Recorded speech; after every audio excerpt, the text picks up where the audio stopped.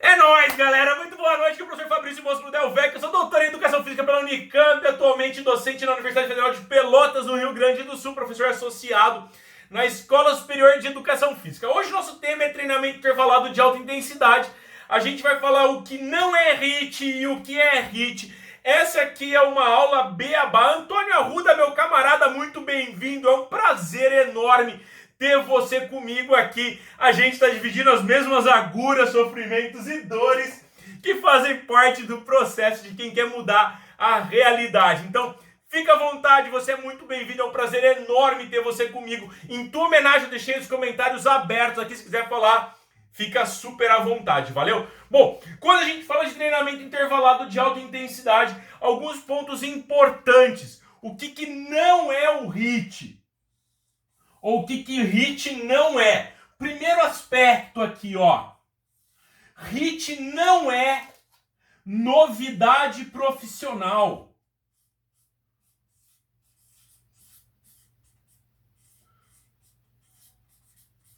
Cara, é uma loucura. Muita gente acha que treino intervalado de alta intensidade é uma baita de uma novidade profissional. Que treino intervalado de alta intensidade é um assunto revolucionário na área da educação física, do treinamento esportivo. Cara, assim, ó, quem fala isso tá passando longe do que é o HIIT.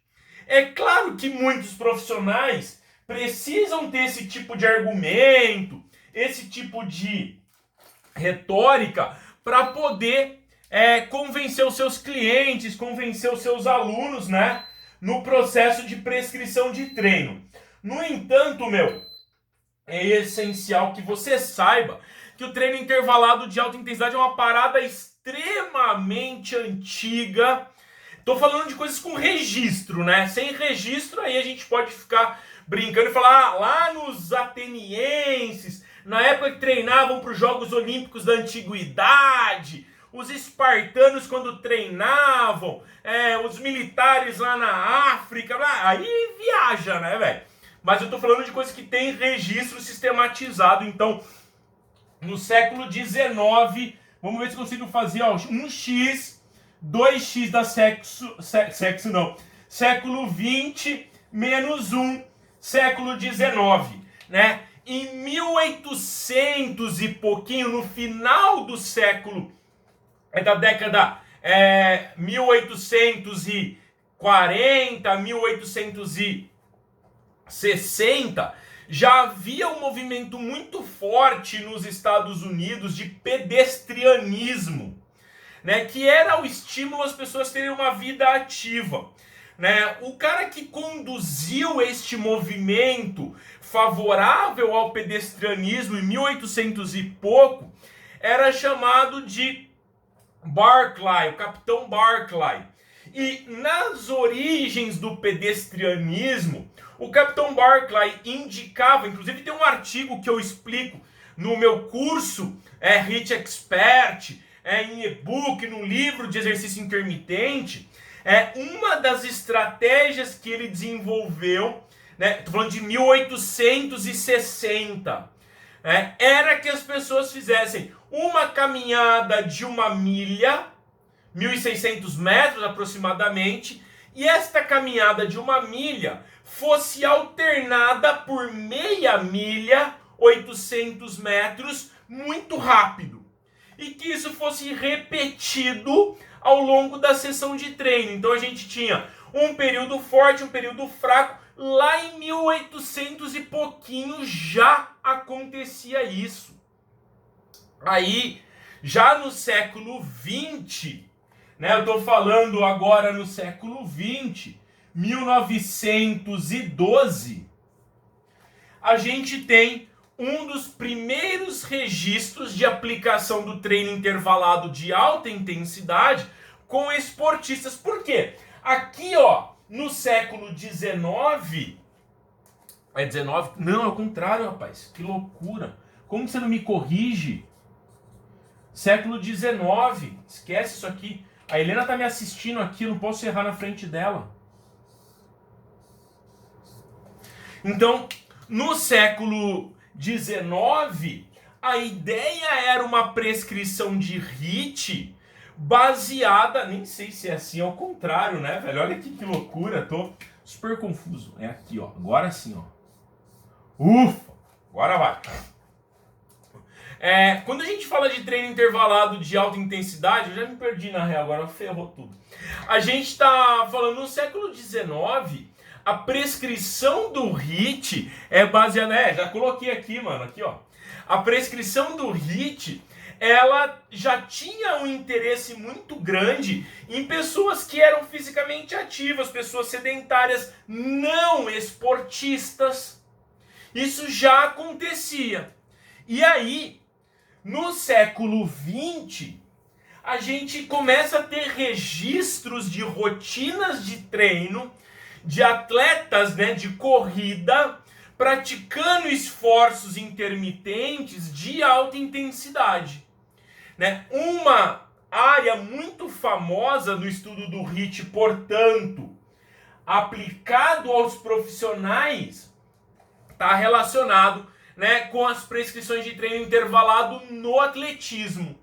Né? Inclusive, quando a gente estuda atletismo, a gente lembra lá dos finlandeses voadores, Paavo Nurmi, né, o Hannes Coleman, uma série de atletas finlandeses que tinham nas suas rotinas esforços intermitentes de alta intensidade. E aqui eu estou falando 1912. Né? E aqui embaixo, né, mais ou menos 1860. Então, em 1912 já tem registro da aplicação de treino intervalado de alta intensidade com praticantes do atletismo em corridas de meio fundo e em corridas de fundo. Beleza? Então, é essencial que a gente entenda que o treino intervalado não é novidade profissional. Aí você fala, mas lá era uma época que a galera era muito empírica, né? Que não, como se hoje em dia não fosse, né? O que eu vejo de gente inventando moda na prescrição de treino sem ter lastro acadêmico, científico, prático, né? Com feedback bastante estruturado, é um absurdo. A diferença é que a gente está avançando ao longo das décadas, considerando melhora nos meios e métodos de treino, no controle do monitoramento da carga, na melhora dos equipamentos. Isso favorece a diminuição das marcas, a quebra de recordes e o aperfeiçoamento profissional e do esportista. Além disso, neste período aqui do século XX, tem um outro cara muito famoso que ele é conhecido como Voldemort. Lembra lá do Harry Potter? Voldemort. Alguns chamam de Valdemort, outros de Voldemort, porque é alemão. O Gessler.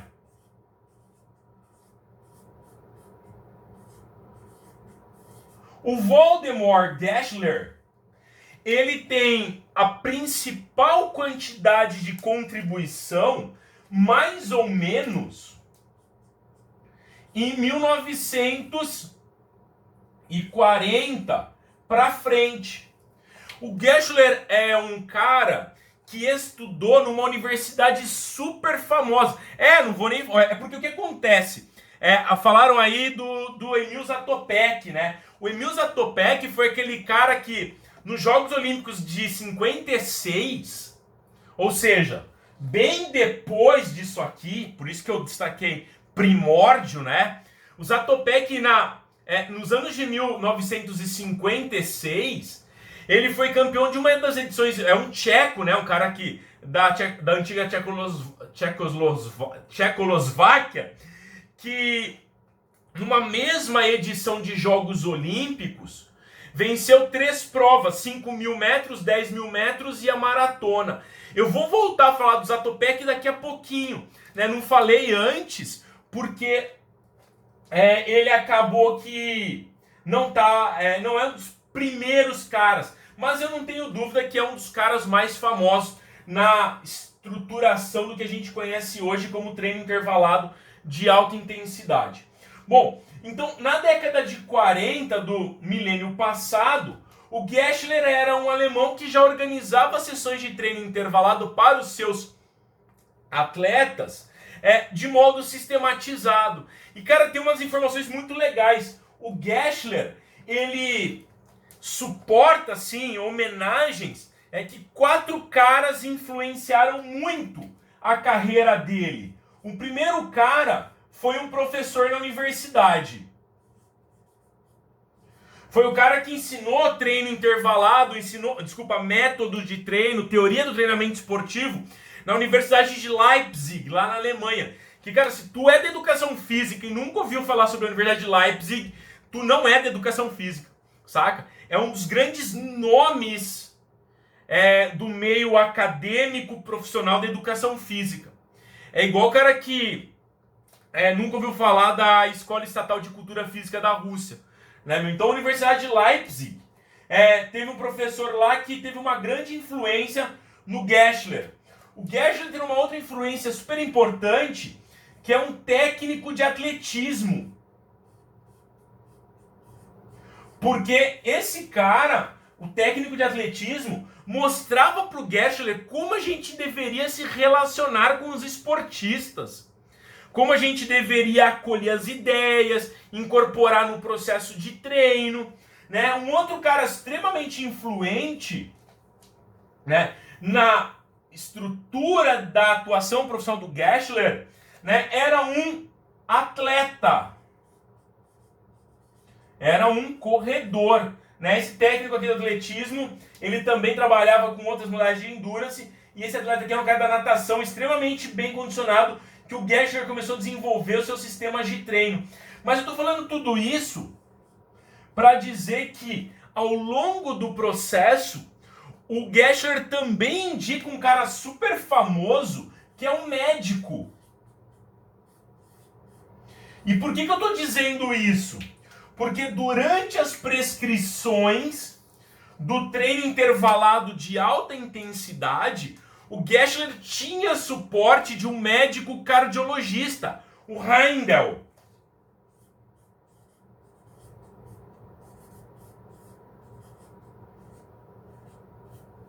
Então, ou seja, mesmo que eu estou falando de um tipo de estímulo que a gente aplica no cotidiano de treino, né, na pista, no campo e tal, nos seus primórdios, o treino intervalado de alta intensidade já tinha um componente multiprofissional na sua entrega, no seu desenvolvimento. E o Heindel é um cara da medicina que contribuía com o Geschler, né, para a organização das sessões de treino intervalado de alta intensidade. Então isso aqui deixa muito claro pra gente que HIIT, que treino intervalado de alta intensidade, não é novidade profissional.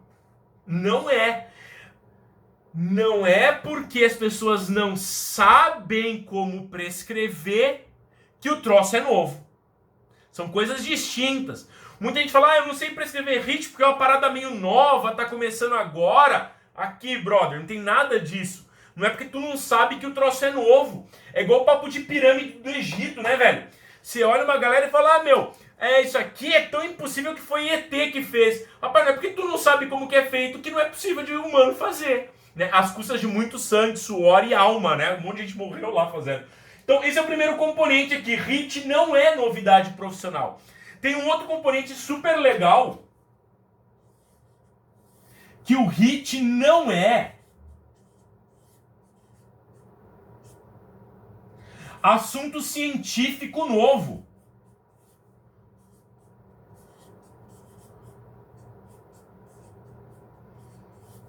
Cara, é impressionante. Impressionante como as pessoas acham. É óbvio, assim, tá crescendo demais a quantidade de estudos publicados sobre treino intervalado. Não existe nenhum tipo de dúvida quanto a isso. Muitos artigos sobre HIIT têm sido publicados ao longo do tempo. Só para vocês terem uma ideia, em 2020 foram publicados mais de 570 artigos só em 2020. Mais de 570 artigos sobre HIIT só no PubMed. Só no PubMed. Mais de 570 artigos sobre treinamento intervalado de alta intensidade. Para você ter ao longo do tempo, né, da década de 70 para frente, só no PubMed foram publicados mais de 2.500 artigos. Ou seja, 20% de tudo que foi publicado sobre HIIT na história da humanidade, 20%, foi publicado em 2020. Mas não significa que é um assunto científico novo. Por exemplo, no PubMed, a gente tem vários estudos sobre treino intervalado de alta intensidade na década de 70.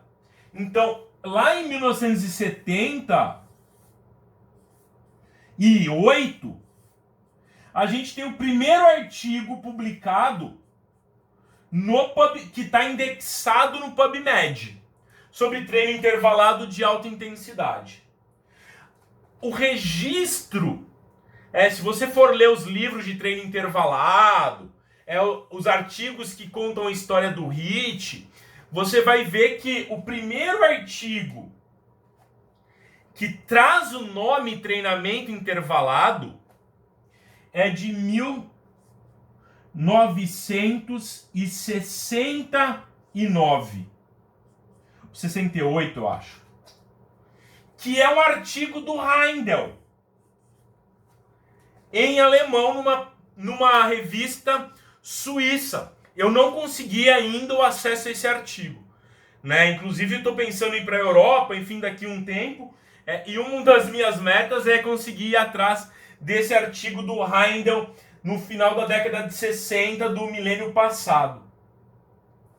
Mas esse aqui também não é o primeiro artigo no PubMed. Esse é o primeiro citado, assim, enfim, no PubMed, né? Esse aqui é o primeiro artigo que traz o nome treino intervalado de alta intensidade. Ele não está no PubMed, mas na década de 20, olha que loucura, meu. Em 1924, um cara chamado Archibald Vivian Hill,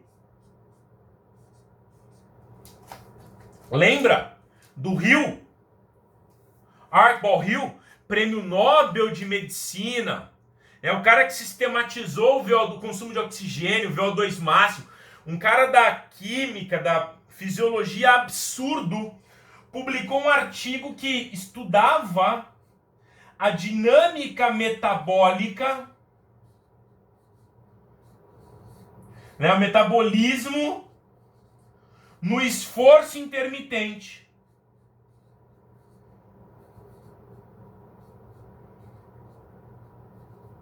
Então, para mim, até que se prove o contrário, o primeiro artigo publicado que fala de esforço intermitente é da década de 20, 1924, ou seja, a gente tem um artigo aqui que está batendo quase 100 anos que foi publicado falando de esforço intermitente. E ainda as pessoas acham que isto é um assunto científico novo. Evidentemente, não é. Tem um outro ponto extremamente importante que a gente tem que destacar, que o HIIT não é.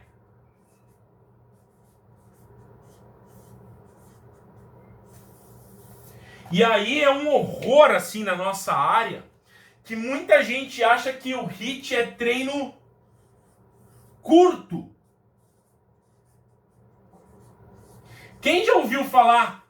Coloca aí nos comentários para mim. Quem já ouviu falar assim, ó, se passar de 20 minutos, não é mais HIIT.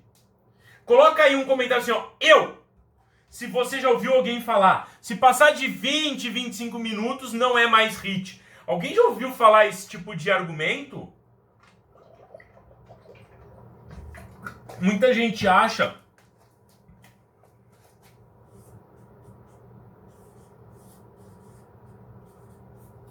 que se passar disso aqui não é mais sit. Bah, isso aqui é uma baita de uma chinelagem assim, ó, absurda.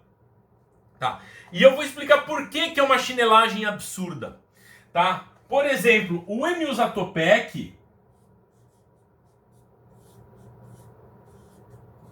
lá na década de 50, ele já fazia treinos intervalados de alta intensidade.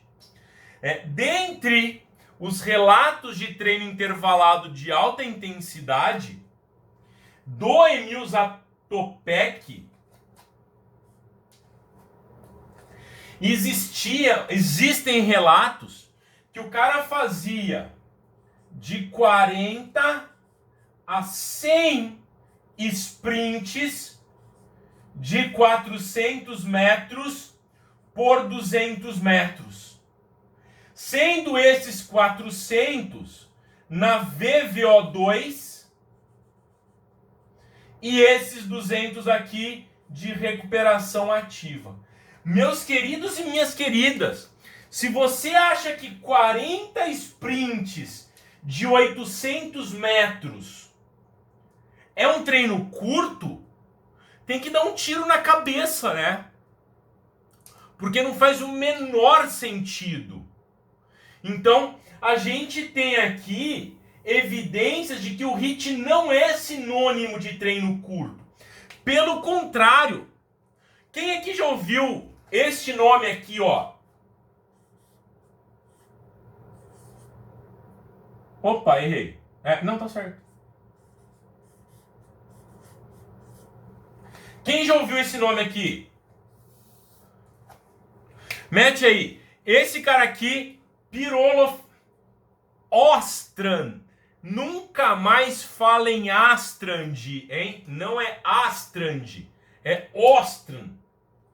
O Ostrand, um baita de um fisiologista sueco, um cara de altíssimo nível, formou pesquisadores impressionantes, né? O Larsen, Boucher são orientandos dele. O principal cara é o Beng Saltin, né? Um super de um pesquisador internacional que foi aluno do Ostrand, que foi um dos caras que começou a medir consumo de oxigênio em esforço, é um dos pais da fisiologia moderna, né? No homograma de Ostrand, banco de Ostrand, o livro Tratado de Fisiologia do Trabalho de Ostrand, é um cara espetacular, assim, ó, altíssimo nível. Por que eu tô falando tudo isso? Porque na década de 60, o Ostrand conduziu um estudo super legal. Então, ele levou o sujeito para o laboratório e fez 3 visitas. Na primeira visita, isso aqui é na bike, esse estudo foi feito na bike, tá? Na primeira visita, o cara fazia um teste de tempo limite incremental. Ou seja, um teste de esforço incremental máximo. Então esse cara fazia o teste incremental máximo. O Ostrand descobria com este teste máximo qual era a IVO2 do indivíduo. Então, imagina que a IVO2 do cara fosse, vou chutar aqui, 280 watts. Fez o incremental, aí lá no final do incremental terminou o teste e ele, chegou a 1000, chegou a 280 watts. Aí na segunda visita, o Ostrand coloca o cara na bike e fala, mano, agora tu vai pedalar até não aguentar mais. Sobe aí, ó, e manda ver. Pedala até não aguentar a 100% da IVO2. E o cara pedalou 9 minutos. Portanto, 9 minutos é o tempo limite a 100% da IVO2. Aí na terceira sessão, o cara voltou e fez um outro treino. Na verdade, eu tô resumindo e encurtando o estudo, que ele é um pouco mais amplo que isso, tá? Aí o cara tinha que fazer pedal de 30 segundos por 30 segundos. Então o cara fazia 30 segundos a 100% e 30 segundos de recuperação passiva. Pedalava 30 a 100%, 30 de recuperação passiva, 30 a 100%, até não aguentar mais. Bom, pra gente da educação física, que somos top demais em matemática, a gente sabe que o Ostrom estava fazendo um esforço intermitente de alta intensidade. Se fosse para ter a mesma duração da sessão 2, essa sessão duraria 18 minutos. Ué, por quê? 30 forte, 30 parado, né? 9, 30 duas vezes, 18 minutos, que é o dobro. Mas, cara, lá na década de 60, eu não era nascido, tu não era nascido, aqui provavelmente ninguém era nascido. Na década de 60, o Ostrom viu que o cara ficava mais de 40 minutos em atividade. E aí, a partir desse artigo aqui, do Per-Olof Ostrom, publicado na Ata Fisiológica Escandinava, eu tenho esse artigo, a gente tem um marco demonstrando que o HIIT, e reforçando o que eu disse aqui e nas informações anteriores, o HIIT é uma estratégia desenvolvida para que a pessoa, cai o queixo, ó, passe mais tempo em o quê? Alta intensidade.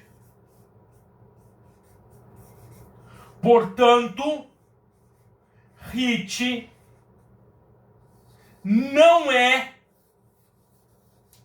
sinônimo, HIIT não é sinônimo de treino curto. Não é. A vantagem do treino intervalado, e aí cuidado, né? A vantagem do treino intervalado é que ele permite que a gente tenha resultados positivos e bastante importantes com sessões mais curtas. Mas não é sinônimo de treino curto. Eu tenho benefício com treino curto, mas não é sinônimo. E assim, se você quiser fazer com que o teu aluno tenha um treino que ele vai entrar em fadiga mais rápido, não faz sentido você aplicar o HIIT. Se você quer que ele canse rápido, precocemente, faça um contínuo em alta intensidade. E não um intervalado. Porque o intervalado, ele está a serviço de estender a duração do esforço em alta intensidade. Mas que raios serve estender o tempo em alta intensidade? Lá na década de 60, o Ostrom já deixava claro que a intensidade do esforço em exercícios de endurance é determinante para a melhora dos parâmetros fisiológicos. Quanto mais tempo a pessoa é exposta a alta intensidade, maior é a quantidade de benefícios que ela experimenta. Portanto, conseguir manter um tempo maior em alta intensidade vai gerar adaptações superiores. Eu não estou dizendo que treinar em moderada intensidade é ruim.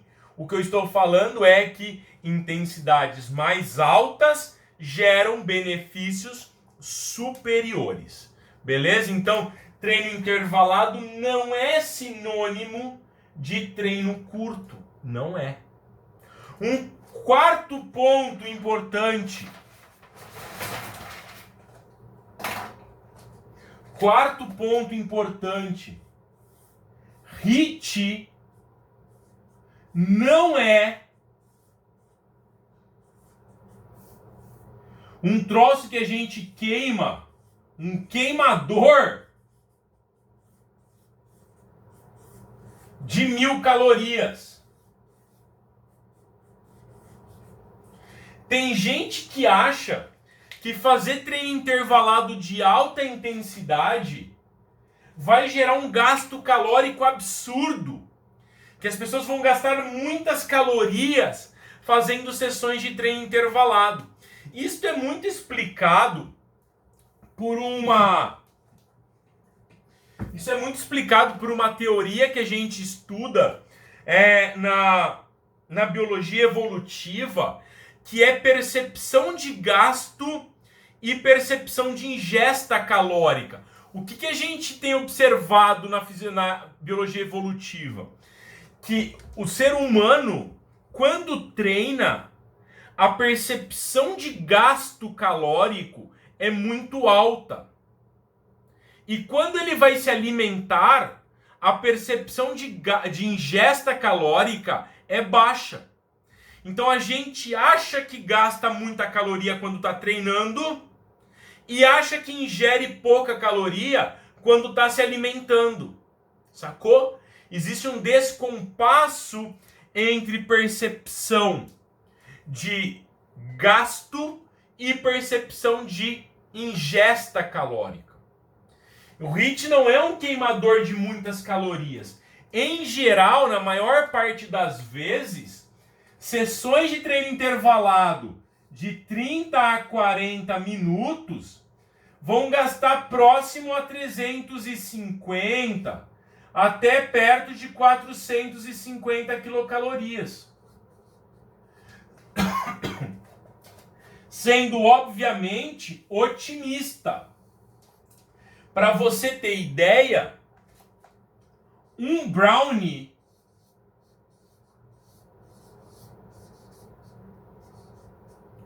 que você pega depois do almoço tem aproximadamente 200 calorias.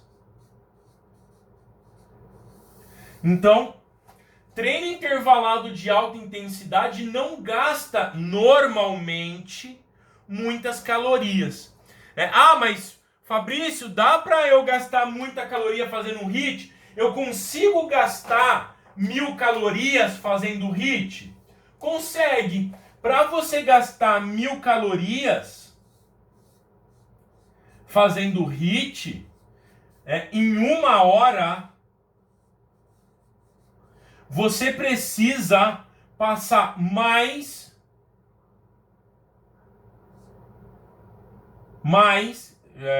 deu falha no engano aqui, ó. Acho que é isso, maior. Isso, ó, mais que 40 minutos de 1 hora, mais que 40 minutos a mais que 90% da sua frequência cardíaca máxima. Dá para você passar mais de 40 minutos a mais de 90% da frequência cardíaca máxima? Claro que dá. Caras muito bem treinados fazem isso de modo contínuo. Caras descondicionados ou pouco condicionados como eu precisam fazer isso de modo intermitente. Então, por exemplo, em um HIIT, 2 minutos forte por 2 minutos fraco, eu, Fabrício, consigo fazer isso aqui. Qual que é a utilidade? Nenhuma. Só gastar mais calorias, porque os ajustes fisiológicos, eles não são muito superiores com volumes muito elevados. Parece que tem um efeito teto, né? Até tal valor lá vai bem, depois daquilo não tem diferença. Além disso, tem um outro componente interessante que muita gente acha, e certamente você já ouviu falar. HIIT é bom não porque gasta muita caloria durante o treino, mas HIIT é bom porque gasta muitas calorias depois do treino. Cara, isto aqui é topzera. Cara, assim, ó, com todo respeito à educação física, vocês sabem que eu amo a área, assim, eu tenho um vínculo muito forte com a educação física, mas isso aqui é quase uma vaca sagrada, né? A gente coloca muitas vezes o EPOC num pedestal, assim, joga moedinha, faz reverência, saca? E aí, infelizmente, falta conhecimento muitas vezes para o profissional e, obviamente, que ele se aproveita disso para gerar uma interlocução com os seus clientes. Por quê? O EPOC existe? Sim. O EPOC é real. A gente tem um efeito EPOC. O EPOC é o excesso no consumo de oxigênio pós-esforço. Então a gente tem duas fases no EPOC. A gente tem a fase lenta ou a fase curta, né? E a gente tem a fase rápida. A fase rápida do EPOC é aquela fase normalmente até uns 30 minutos após o treino. Então, todos vocês já experimentaram isso. Vai lá, faz um treino, terminou o treino, parou de treinar. Sudorese, hiperventilação, frequência cardíaca acelerada. Parte disto, né, é manifestação do EPOC. Porque a gente está com excesso no consumo de oxigênio pós-esforço. E a gente tem a fase lenta do EPOC. A fase lenta, aí vai depender do estudo. Normalmente vai de 12 até perto de 24 horas. Essa é a fase lenta. Então o que acontece? Quando a gente faz um treino intervalado de alta intensidade, a gente tem um maior gasto energético pós-treino. Isso é verdade. É super sedutor eu falar para o meu cliente: cara, não importa o quanto você gasta durante o treino. O que importa é o que você gasta após o treino. Cara, é espetacular ouvir falar isso. O nosso aluno fica assim, ó, abismado. Manda agora esse aviãozinho aqui, ó, para 2 profissionais de educação física.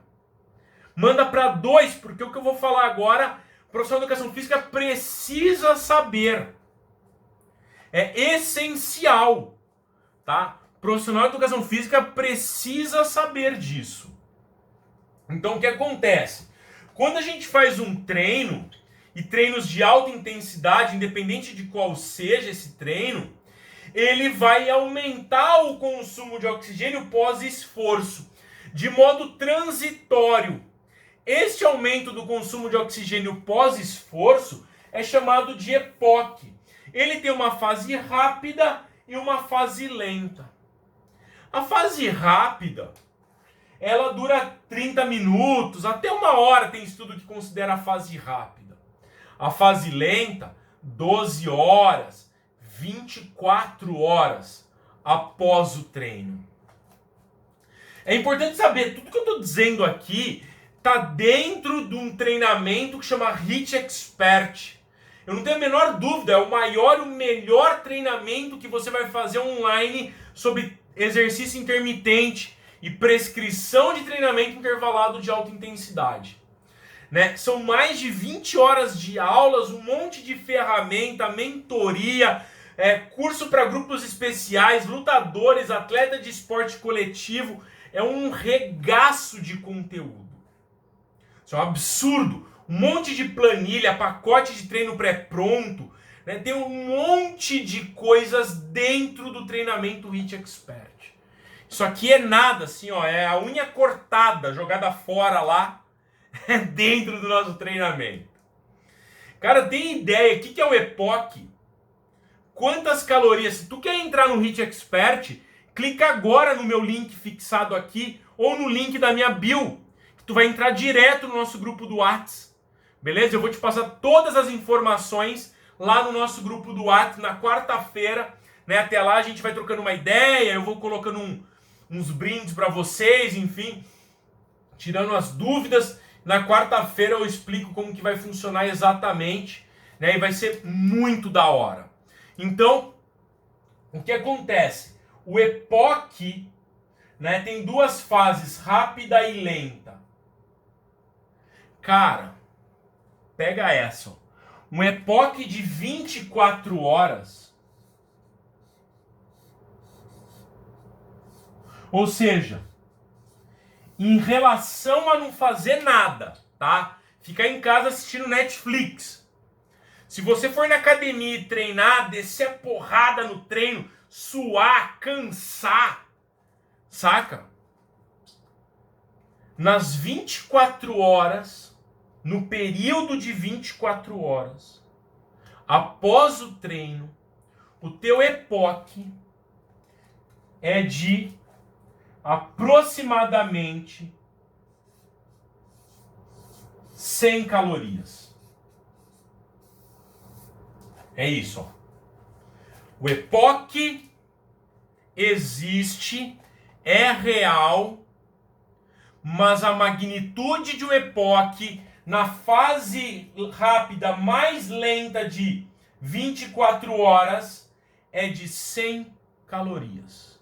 Ou seja, se você treinar hoje, do final do teu treino até amanhã, na hora de hoje, em relação a não fazer nada, você gastou 100 calorias a mais. Estas 100 calorias você pode enxergar de duas formas. A primeira forma é, caraca, só isso? Eu vou dizer, uma paçoquinha, que eu como de duas cada vez, por isso que eu não tenho em casa.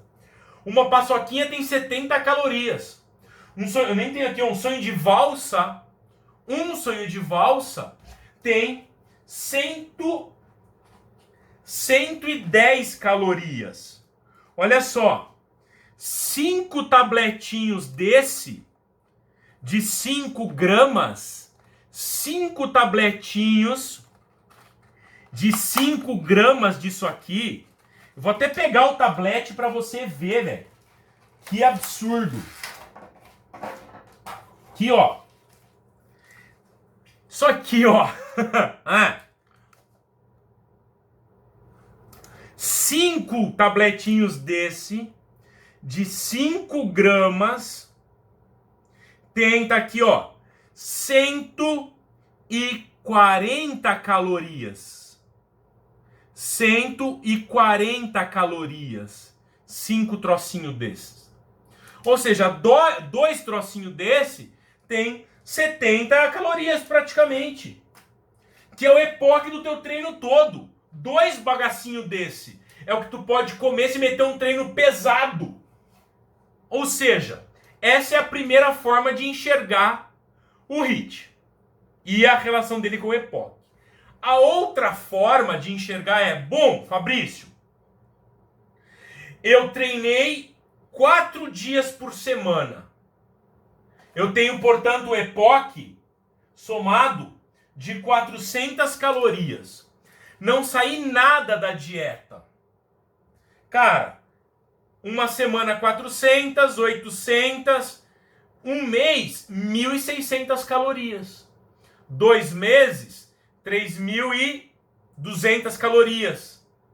Meio quilo de gordura só pelo EPOC. Então, do ponto de vista acumulado, como diria meu orientador do mestrado e doutorado, antes pingado que secar. Mais vale um na mão do que 2 voando e assim por diante. De grão em grão a galinha enche o papo, saca? É pouco, mas é melhor do que nada, né? Então a gente não ganha benefício por causa disto. Isso é importante entender. Mas isto faz parte do processo. É brinde.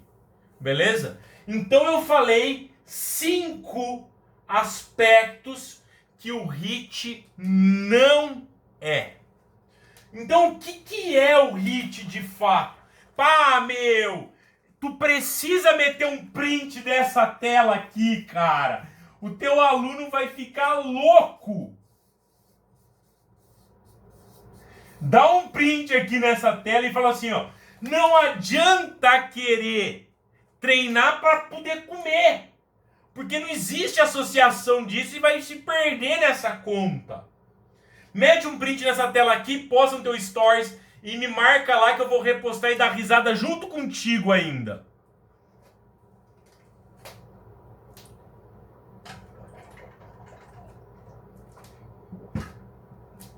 É isso aí, Rossi. Pode ser garoa, mas molha. Ah, então o que é o HIIT? De fato, o HIIT é um modelo de exercício cíclico, de gesto único, que alterna períodos pré-definidos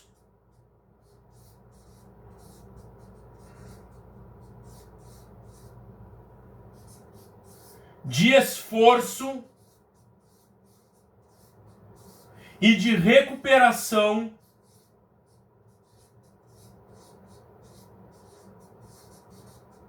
e quando a gente vai prescrever o treino intervalado, presta atenção, quando a gente vai prescrever em alta intensidade. O que é alta intensidade? No mínimo acima de segundo limiar. No mínimo acima do segundo limiar. Quando a gente vai prescrever o HIIT, a gente considera primeira variável, o tipo do HIIT, esteira, bike, elíptico e etc. Segunda variável, duração do esforço. Terceira variável, intensidade do esforço. Quarta variável, modalidade da recuperação. Quinta variável, duração da recuperação. Sexta variável, intensidade da recuperação. A gente tem aqui 6 variáveis. Aí o que acontece? Eu tenho quantas dessa eu faço? Sétima variável. Né? Qual é a duração dela? Sétima variável. Oitava variável. Quantas vezes, né, se forem séries múltiplas, eu vou fazer? Então, se forem séries múltiplas, quantas vezes? Se forem múltiplas, quanto tempo eu descanso entre elas? Se eu descanso entre elas, então qual é o tipo da recuperação entre elas? E se for ativa, qual é a intensidade da recuperação entre elas? Quando eu vou prescrever treino intervalado de alta intensidade, eu preciso manipular no mínimo 11 variáveis. Mas Fabrício, por que no mínimo? Ora, bolas! Por quê? Vai ser só para aquecer os motores, hein? É antes ou é depois da musculação? Qual é o tipo de HIIT feito? Qual é o estado nutricional? Qual é o nível de fadiga? Tem lesão ou não tem lesão? Tá suplementando? Estas são variáveis adicionais que a gente discute na prescrição do treino intervalado de alta intensidade. Gostou? Dá o coração agora aqui nessa live, porque, cara, eu acho que isto aqui é essencial que profissionais de educação física entendam para dominar a prescrição do treino intervalado de alta intensidade. Quer aprender tudo sobre treino intervalado? Vem pro programa HIIT Expert, clica aí no link na minha bio ou na mensagenzinha fixa, se inscreve lá no nosso grupo do WhatsApp, porque vai bombar e eu tenho certeza que você vai mudar a forma de enxergar o treinamento intervalado e de prescrever o treinamento intervalado de alta intensidade. Grande abraço do Fabrício para você que está aí no YouTube. Não se esquece de curtir, compartilhar, se inscrever no meu canal. Se quiser deixar um recadinho aqui embaixo, vai ser um grande prazer ler, responder e interagir contigo, beleza? Falou e até a próxima.